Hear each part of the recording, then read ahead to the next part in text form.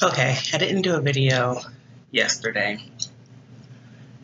and that's mostly because this is my last week here on the East Coast, and so things might be a little bit more sporadic as I spend more time with my niece and my two nephews and get myself and my stuff ready to pack in the car and drive back to the Midwest. But I figured I might as well do today because I don't want to get out of the habit of making videos. I know myself, I know that as soon as I'm out of the habit, it'll be months upon months of not putting down content. And I guess to a degree, I wanted to talk a little bit about the process of outlining.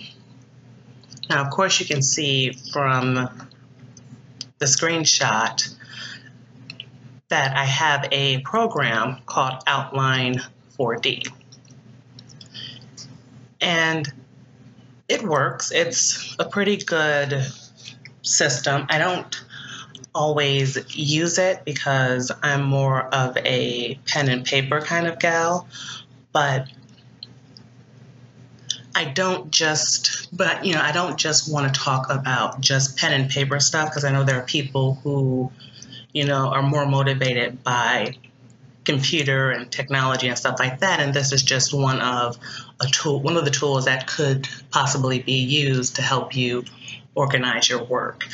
And I was thinking about it and outlining because there are kind of like various ways of doing it. And I know I've talked about building the whole story or telling the whole, excuse me, dang it. I know I've talked about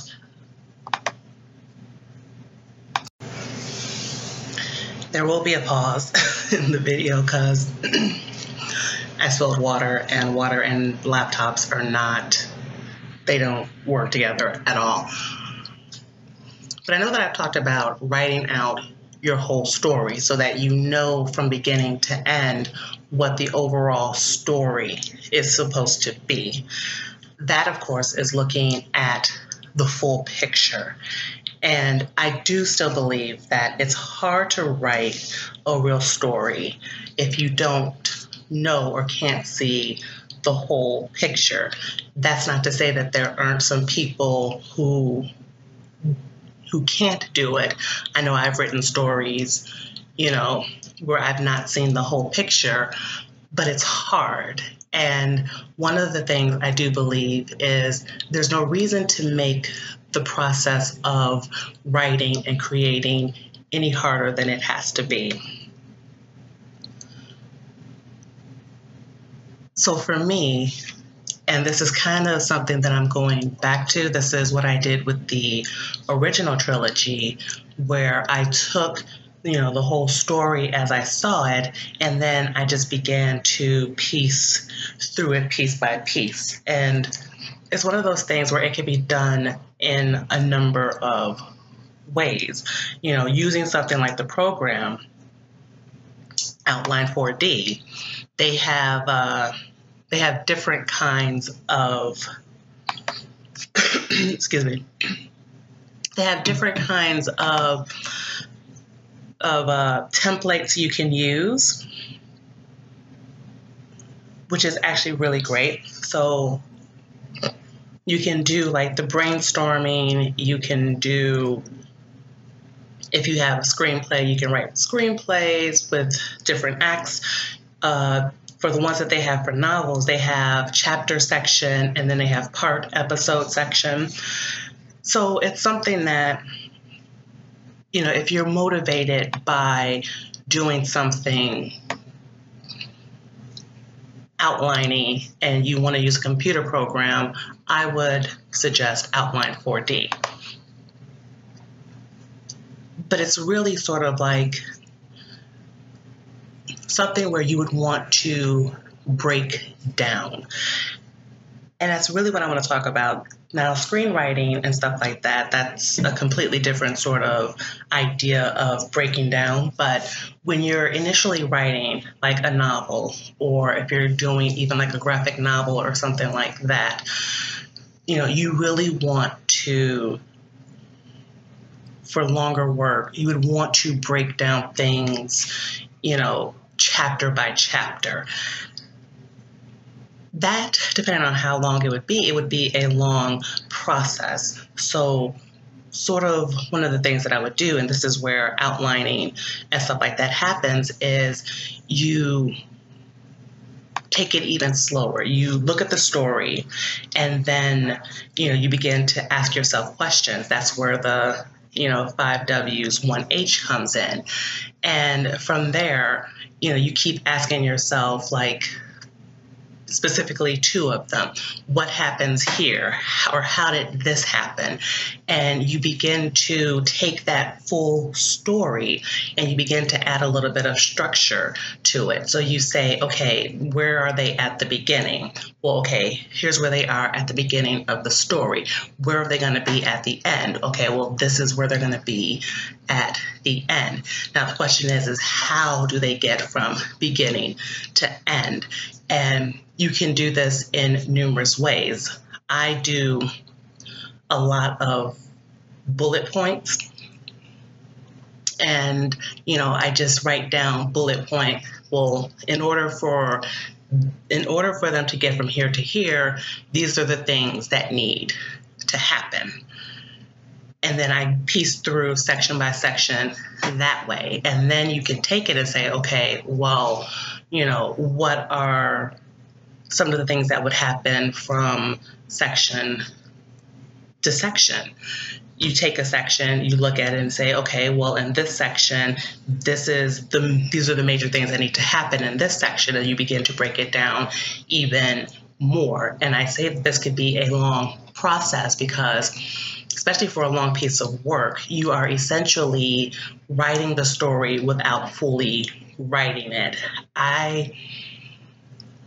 Back in the early days, I used to have a couple of legal notepads, and I would just, from chapter to chapter, and I would just write down, not just every scene, but everything that needed to happen in every scene. And it would be pages upon pages upon pages upon pages. And some might look at that and say, that might be a little bit of an overkill. But when you actually go down and you think about it, it isn't really, because the more detailed you are in this initial process before you even put words on the paper, the better it actually is going to be, because then you begin to, again, put it all together. You begin to see more of the whole picture, and then you can begin to actually visualize the scenes, because now you know much more what's going to happen. And as you do that, and as you put that outline in, you even begin to see if there are holes in some of your ideas and holes in some of your plots. And, all of this has to happen when you're being really honest with yourself. I mean, let's just, that is really the key. If you're not going to be honest with yourself in the writing process, if you're not going to critique yourself in the writing process, then, get someone who will be critical of you in a positive way, critical with the true intention of helping you and saying, hey, here's something that just doesn't make sense. And just expand. And it's sort of an exercise of expanding as much as you can. I've done this in numerous phases. Like right now I have, the majority of the outline of one of my superhero tales, and I have to finish it, because right now I've been great at beginning and middles, but I sort of like fizzle out and peter out at the ends. And I have to get back to looking and writing the whole picture of what is going to end. But that happens through this process where you stop yourself, sit down. And I guess that's why I'm saying this and I'm doing a video about this, because stories need to be complete. Complete stories are satisfying because you know everything that has happened. It's satisfying for the writer because there's a sense of completion. Certainly it's satisfying for the readers. Like, one of the worst things that you can do, and this, I'm still not ready to do the whole multi-series or trilogy writing series yet.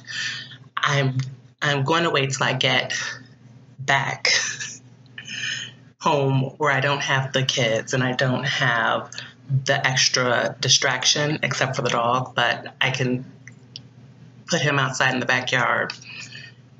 And he's old enough now that he actually gives me space, but he may not give me space because I've not seen him for about a year now. And so anyway.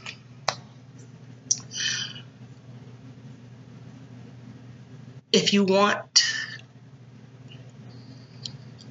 to make things satisfying and you want to have a sense of completion, then part of that is through outlining and getting things like that settled. I have the screenshot, and I might do a part 2 where I do like an active showing of the process. I think that might be helpful. I do think that it might be helpful. It probably will be helpful not to do it the way that I do it, but I think that when you have sort of an idea of how some people do, it's sort of like art, what they say. When you want to find your own style, you still start by studying the masters. And I'm not calling myself a master, but it's the same idea of seeing what other people do, going through and looking at their process and beginning to take and piece together the way that you'll do it. And a lot of times it'll help you find your voice, it'll help you find your writing style, it'll help you find, your way of storytelling and everything else that is involved with it. And at the end of the day, we really just want it to be, you really want to do things that are going to be helpful to you as a creator and are not going to hinder your creative process. Like I said, I'm going back into this because these are things that have really, really, really helped me, and I've kind of have let them go, and I'm seeing that the toll that it's taken in my writing, because now there's a lot of things that there's a lot of stories that I've started, a lot of stories that I'm at the middle, and now I'm kind of struggling now to see the whole big picture. So I really want to think about it, or I really want you to think about it and see it as being that way. We're looking at big picture first, and then we're coming in, and in that coming in process, you have to think about it. It's sort of like a dichotomy in a way, because you're seeing the whole picture and then you're pulling it in to see all the details in it. But in seeing those details, what you have to realize is also expanding the story, because now we're getting down to the nitty gritty, so that when you begin to write it, even if your work deviates from the outline that you did at the beginning, I've been there. The original trilogy, same thing. I had full outlines, full pieces of, whatever chapter was supposed to look like, what every scene, what every conversation, what everything was supposed to look like within that chapter. And, as you get through the story, it begins to deviate. But I still would say outline, because the outlining helps you see the picture with clarity. I'm going to leave it there. I have no idea if I'm going to be doing a video tomorrow, because tomorrow is my nephew's birthday. They'll both be 1. And so that's going to be a happy occasion. And like I said, this is my last week here on the East Coast. So things are kind of crazy right now because I need to clean out my car from all my brother's stuff and anything and everything that just, makes me go insane. And then I have to, of course, pack the car and make sure that everything can be packed. But first, before I even do that, I got to make sure that the things that I'm getting rid of, that I take them to the donation center, and on and on and on and on and on. And then, of course, I probably won't do a video on Monday because Monday will be the day that I'm driving. And I probably will be the one doing all of the driving. So that's close to 16 hours on the road. So yeah, you probably, depending on what happens, at the latest, you probably won't hear from me until Tuesday. Probably, unless I can get some time this week. Friday, probably, definitely not, because my mother's coming to town for the boys' birthday. And then my sister-in-law, her dad and stepmom are also coming that weekend to spend for the boys' birthday. And I'm pretty sure at some point her mom's probably going to come for the boys' birthday. So yeah, it's a birthday week, so don't expect anything. And I'm now rambling about schedules and things like that, but whatever. That's why I'm doing this talk podcast style. So whatever comes to my mind, I could just say it. I hope you guys have a great day. If I don't come back with a video before next week, have a great week. If you like this kind of stuff, please click the like button, hit the subscribe button, hit the bell for notifications, and, help me grow this channel, because eventually I think I would like to do live streams and things like that. And it's kind of pointless to do live streams if you don't have a platform of people to converse with. So